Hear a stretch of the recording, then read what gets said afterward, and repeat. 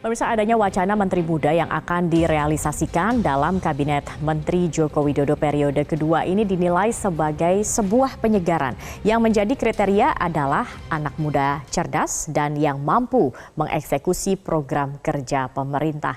Meski memang belum ada nama yang pasti, namun beberapa nama muncul ini mulai digadang-gadang layak menjadi calon Menteri Jokowi. Siapa sajakah mereka? Kita akan langsung melihatnya dalam fakta bicara berikut ini. Kita akan lihat yang pertama adalah ada Ketua HIPMI atau Himpunan Pengusaha Muda Indonesia, Bahlil Lahadalia. Nah, ini memang Presiden secara terbuka sempat mengemukakan, sempat menyebutkan bahwa Bahlil ini merupakan sosok yang cocok untuk menjadi Menteri Kabinet Kerja. Ia dinilai sebagai sosok yang cerdas di mata Joko Widodo. Dan kalau kita melihat memang Bahlil sendiri ini memang memiliki perjalanan karir yang cukup menarik. Ia pernah menjadi sopir angkutan umum, kemudian karena kejeliannya dalam melihat peluang bisnis ini juga membuat peluang ataupun juga perjalanan karirnya cemerlang. Selain Bahlil, siapa lagi kah yang sempat disinggung begitu oleh Joko Widodo? Kemudian juga Presiden Joko Widodo ini sempat mengatakan atau menyinggung jatah menteri untuk aktivis 98 atau aktivis reformasi 98.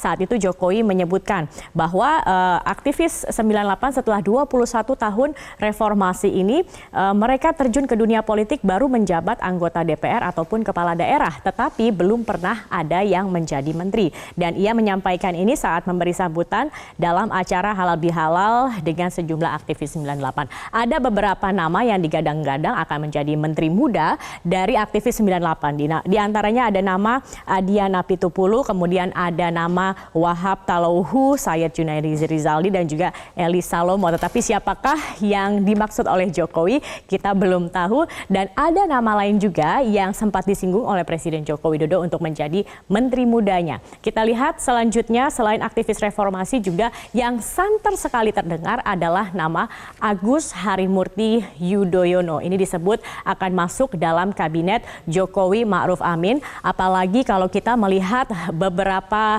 periode kemarin ini, AHY ini beberapa kali bertemu dengan Joko Widodo atau kerap bertemu dengan Presiden Joko Widodo di Istana Negara. Apakah ini juga menjadi tanda begitu bahwa AHY ini juga akan digadang-gadang menjadi calon menteri untuk Jokowi. Nah, kita lihat juga selain nama AHY yang santer, ini juga ada dua politisi dari Partai Solidaritas Indonesia atau PSI yang juga disebut-sebut ini sepertinya cocok begitu ya kriterianya untuk menjadi menteri muda di Kabinet Kerja Jokowi yang mendatang. Nama yang santer terdengar adalah Grace Natali dan juga Samara Amani. Nah, ini dua nama juga yang cukup santer saat ini. Apakah mereka ini juga memiliki, kalau kita lihat kriteria-kriteria yang diinginkan, sosok yang cerdas, bisa bekerja, ini tampaknya juga ada dalam dua nama ini. Dan kita akan melihat juga pernyataan Joko Widodo yang disampaikan dalam wawancara khusus bersama dengan Medcom.id pada 1 Juli 2019 yang lalu, di mana Jokowi mengatakan kenapa kita penting untuk mengakomodasi orang muda usia 30-an bahkan 25 tahunan, karena kaum muda umumnya lincah dalam menghadapi perubahan yang sangat cepat. Jokowi juga mengatakan meskipun usia muda, ia menginginkan sosok yang mengerti manajerial, manajemen, mampu mengeksekusi program yang ada karena saat ini dan kedepannya memerlukan orang-orang yang dinamis. Inilah yang saat ini juga dicari begitu oleh Presiden Jokowi, sosok-sosok muda dan juga mampu bekerja, mengikuti perkembangan begitu ya secara dinamis. Tetapi kita akan membahasnya lebih dalam, sebenarnya apa keuntungan dan juga apa kerugian memiliki menteri-menteri muda ini. Ade Mulia akan membahasnya dengan narasumber. Silakan, Ade. Baik, terima kasih Zakia Arfan. Sebelum kita berbincang dengan narasumber yang sudah hadir di studio, kami ada informasi terlebih dahulu. Istana boleh berkilah soal kabinet belum dibahas oleh Jokowi Ma'ruf. Tapi nama-nama bakal calon menteri di kabinet Jokowi Ma'ruf sudah jadi diskusi publik. Meski koalisi belum mengumbar para calon menteri, tapi Jokowi ternyata sudah sering melempar bocoran terkait sosok menteri yang akan menghiasi kabinet 2019-2024. Siapa saja sosok yang bakal menjadi pembantu di Kabinet Jokowi Jilid 2? hanyalah Jokowi yang mengetahui sebagai bagian dari hak prerogatif presiden. Namun seringkali Jokowi melempar bocoran tentang gambaran calon menteri periode 2019-2024. Saya lihat dari samping, saya lihat dari bawah ke atas, cocok ini kelihatannya.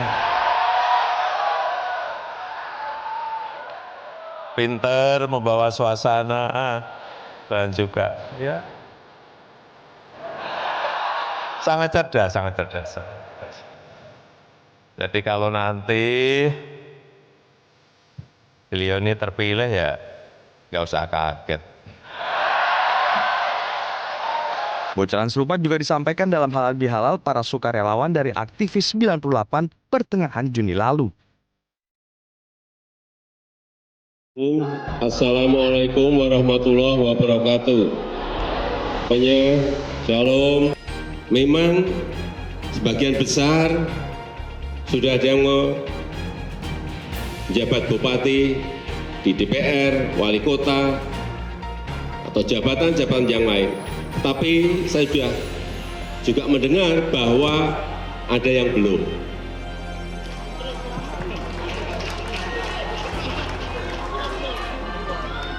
Saya lihat di menteri belum.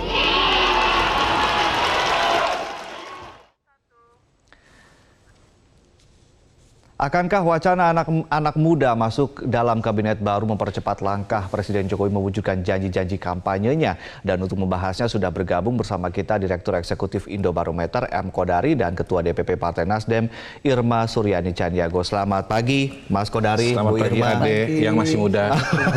Mas Kodari juga masih muda, Bu Irma juga masih muda ya, berjiwa muda ya. Tapi Bu Irma, kenapa harus anak muda? Memang anak muda bisa apa? Kalau ada pertanyaan seperti itu, Anda jawabnya apa? Iya, yang pertama dalam rangka memberikan apresiasi, memberikan supporting kepada generasi muda kita, kita juga nggak boleh underestimate ya dengan anak-anak muda kita, karena anak-anak muda kita sekarang itu pinter-pinter loh, ya, cerdas, pinter, dan punya motivasi yang luar biasa. Itu yang pertama. Nah, yang kedua tentu kita juga harus melihat bahwa tongkat estafet kepemimpinan sudah harus mulai digeser, nggak bisa lagi menurut saya yang periode tiga zaman itu masih di sana gitu ya, harus sudah ada peluang bagi anak-anak muda untuk tampil. Nah, yang ketiga kita melihat sekarang Pak Jokowi, Pak Presiden kita ini kan perlu kecepatan ya, perlu kapasitas, yang menurut bergerak saya cepat gitu ya, kapabilitas dan akuntabilitas juga penting gitu. Nah, ini juga harus dimulai dikedepankan. Bagaimana tongkat estafet itu diterjemahkan dalam kehidupan bertata negara. Nah, menurut saya apa yang dilakukan Presiden ini sangat luar biasa gitu ya, dan itu sudah harus dilakukan. Oke, bicara akuntabilitas, integritas, apakah ini juga karena memang anak-anak muda ini dinilai lebih bersih dibandingkan yang lama-lama ini yang sudah sedikit mungkin bisa dikatakan tanda kutip tercemar gitu ya, atau yang pasti mereka tidak punya dosa politik. Itu yang beban pertama. beban masa lalu, Pak Jokowi bilang. Ya, beban masa lalu ya, tidak punya dosa politik lah ya. Ya, yang kedua seperti yang saya bilang tadi, memang sudah harus mulai ya diberikan tongkat estafet gitu dari yang teman-teman tokoh-tokoh tua ini kepada generasi muda kita. Kalau nggak, kapan lagi mereka bisa menerjemahkan kemampuannya untuk bangsa dan negara ini? Idealnya ada berapa anak muda dalam jajaran menteri? Saya kira nggak semuanya pasti kan? Enggak lah, ada pos-pos tersendiri, tempat di mana mereka bisa mengimplementasikan kemampuannya dan juga bisa memberikan sesuatu untuk bangsa dan negaranya, tetapi tidak offside, gitu loh. Tapi tidak offside. Oke, Partai Nasdem sendiri mendukung, Bu Irma. Saya mendukung, kami mendukung. Partai Artinya Nasdem punya kader-kader di sana juga yang mungkin kita diajukan ke Pak Jokowi? Punya. Kita punya, terus terang saja kita punya Prananda Paloh, ya, kita punya Prananda Paloh, kita juga punya Taufik Basari misalnya kan. Saya kira dua nama ini bagus untuk bisa ditempatkan ke dalam bagian dari pembantu presiden lah ya, untuk bisa juga meningkatkan keinginan dari generasi muda ini tuh, kita ini dihargai loh gitu. Ini baru sebatas melempar wacana atau memang sudah mengajukan atau seperti apa? Nasdem itu, mohon maaf, Nasdem itu tidak pernah mengajukan. Nasdem menyediakan kader untuk diwakafkan kepada pemerintah, CQ Presiden, Dan ketika Presiden minta, kita sudah siapkan. Gitu ya. Jadi Nasdem nggak pernah yang namanya mengajukan itu nggak pernah. Kami menyiapkan kader. Diwakafkan. Iya, diwakafkan. Ya, memang betul seperti itu. Oke. Mas Kodari, kenapa anak muda? Kalau tadi dijawab sama Ibu Irma. Kalau dari sudut pandang Anda, kenapa? Apakah ini menguntungkan untuk posisi Jokowi sendiri? Karena lihat ketua umum juga anak-anak muda juga nih katanya.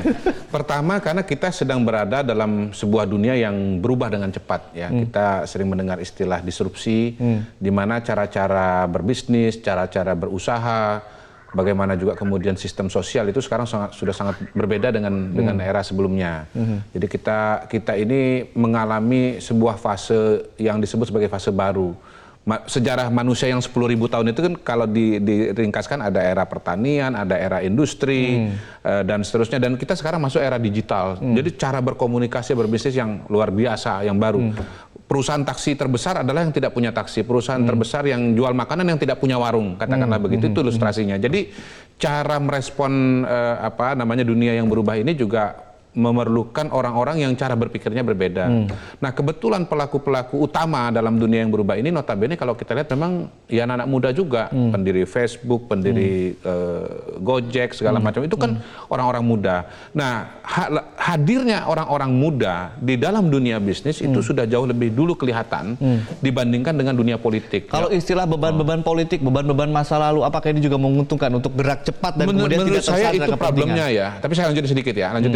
Jadi kalau kita lihat sekarang orang-orang terkaya di dunia itu berbeda dengan sejarah orang-orang kaya terkaya di dunia 50 tahun yang lalu, 100 tahun yang lalu. Kalau dulu yang namanya orang terkaya itu pasti orang tua. Nah, sekarang tidak. Jadi ternyata orang-orang terkaya di dunia itu sekarang orang-orang muda begitu.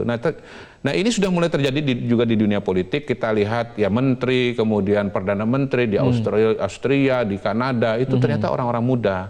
Jadi memang melihat dunia ini dengan cara yang baru. Yang kedua, memang orang-orang muda ini karena mereka ini ya generasi baru dengan mereka ini digital native, cara pandangnya betul-betul di dunia yang berbeda. Jadi melihat persoalan itu mudah-mudahan juga dengan cara yang berbeda. Nah, Pak Jokowi ini kan orangnya suka terobosan gitu.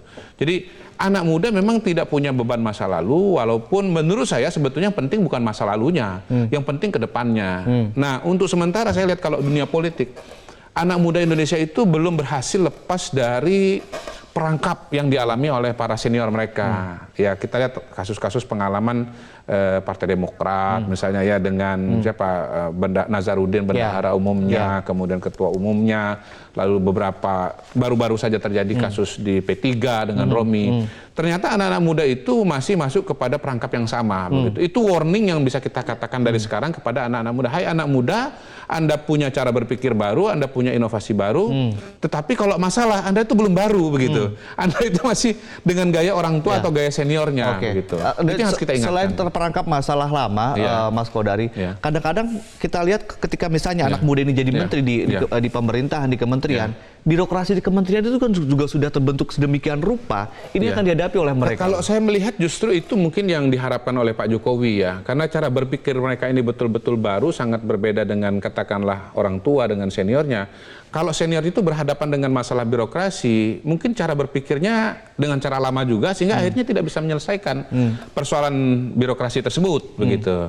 Nah, diharapkan dengan anak muda dengan cara berpikir baru, dia juga dengan paradigma yang betul-betul berbeda, begitu. Siapa dulu yang berpikir bahwa orang bisa punya perusahaan taksi atau ojek tanpa harus punya taksi atau punya ojek itu sendiri, begitu? Kan tidak terpikir. Peluang itu kan dilahirkan oleh teknologi baru, oleh cara berpikir baru. Nah, ini yang diharapkan bisa bisa dimunculkan oleh orang-orang muda. Apakah cara berpikir yang baru itu kelihatan? Mungkin untuk sepersekian menurut saya sudah kelihatan. Di antara anak muda yang sudah disinyalir akan masuk ke kabinet, kalau saya pribadi mengatakan yang hampir pasti masuk itu menurut saya. Kalau menurut kacamata Pak Jokowi juga ya, kalau tidak ada halangan politik, itu adalah Bahlil. Nah, Bahlil itu saya koreksi sedikit tadi. Waktu dia masih kecil itu, dia bukan supir angkot. Ya, namanya masih kecil kan nggak bisa punya SIM. Nggak bisa dia itu dulu kenek angkot. Dia berhasil keluar dari situasi yang sulit begitu ya. Ya, kalau misalnya birokrasi itu dianggap sebagai situasi yang sulit, maka dia berhasil dari situasi yang sulit, kemudian dia bisa masuk ke Jakarta, dia bisa jadi bendahara umum PB HMI, bisa menjadi ketum HIPMI, berhadapan dengan katakanlah orang-orang besar, nama-nama besar. Kemudian dia juga bantu Pak Jokowi relawan, bisa membuat kegiatan-kegiatan yang besar begitu. Saya kira itu yang dilihat dari Pak Jokowi. Tapi, dari seorang sebelum Bahlil. ke Bu Irma, satu lagi ke Mas Kodari, ini pengamat politik atau analis politik mengatakan bukan hanya profesionalisme saja yang dibutuhkan, tapi dia juga harus punya dukungan politik. Karena ketika masuk ke institusi kementerian, di sana ada tarik-menarik kepentingan politik yang sangat kencang. Nah ini seperti apa? Artinya dia harus dari partai juga kah? Jadi begini, kalau saya melihat, secara pribadi, seorang menterinya Pak Jokowi itu harus punya 3 kemampuan. Pertama, mengidentifikasi masalah. Jadi intelektualitasnya cukup, karena kalau intelektualnya itu kurang, dia nggak tahu bahwa itu masalah gitu, kira-kira begitu. Yang kedua, dia bisa merumuskan solusi. Solusi itu dia bisa rumuskan dari diri sendiri, bisa juga dengan orang lain, ya, mendapatkan masukan. Dan nomor 3 yang terpenting, kalau kita bicara Pak Jokowi, tipenya Pak Jokowi adalah tipe seorang eksekutor gitu, mampu kerja di lapangan, mampu mengerjakan, mampu mengimplementasikan rumusan-rumusan masalah yang sudah diperoleh. Ya, jadi tidak berhenti pada rumusan di atas meja, bisa mengeksekusi. Nah itu yang dicari oleh Pak Jokowi. Apakah kemudian dia bisa mendapatkan dukungan politik atau tidak? Itu bagian inheren dari kemampuan mengeksekusi tadi itu. Kalau dia tidak mampu mendapatkan dukungan politik, berarti dia tidak akan bisa mengeksekusi. Tapi Bu Irma, mungkin kita lihat di lapangan ya, begitu pintarnya, begitu gesitnya, tetapi kemudian menghadapi birokrasi menjadi persoalan, apalagi menghadapi DPR misalnya, ketika harus berkomunikasi dengan mitranya di DPR. Ini gimana Bu? Artinya dia haruskah punya dukungan politik? Atau mungkin berbasis partai politik? Saya kira dukungan politik penting ya. Dan partai politik juga harus mulai membuka diri terhadap kawan anak-anak muda kita yang punya potensi. Gitu. Semua, contoh di Nasdem ya. Di Nasdem itu seluruh bangsa Indonesia itu bisa menjadi kader partai Nasdem gitu. Nggak perlu harus merangkak dari bawah dulu gitu, nggak perlu. Karena bagi Nasdem itu yang penting yang seperti saya bilang tadi, kapasitas, kapabilitas, dan akuntabilitasnya jelas. Anda kembali bersama kami di Metro Pagi Prime Time. Tadi sudah dijelaskan oleh Bu Irma. Kita ke Mas Kodari. Mas Kodari, sebelum ke pos-pos mana saja yang strategis untuk anak-anak muda ya. Tapi kalau kita lihat secara politik, ini yang pertanyaan tadi di awal, sebetulnya ini menguntungkan atau tidak untuk Pak Jokowi? Kalau kita lihat ketua umum pendukung atau koalisi Pak Jokowi ini anak-anaknya ini punya anak yang muda-muda nih. Ada Prananda, ada kemudian anak dari Haritanu Sudibyo, ada anak dari SBY, ada AHY, yang kemudian juga katanya mau merapat. Ini bagaimana? Memang kebetulan kalau kita lihat bahwa tahun 2019 ini merupakan periode transisi menuju era kepemimpinan baru. Era tahun 98 itu kan didominasi oleh para tokoh senior ya, yang sekarang menjadi pimpinan partai politik atau tokoh senior di pemerintahan. Misalnya seperti katakanlah Pak SBY yang kemarin sudah selesai, sudah suksesi, kemudian Ibu Mega, lalu kemudian siapa lagi Pak Surya Paloh.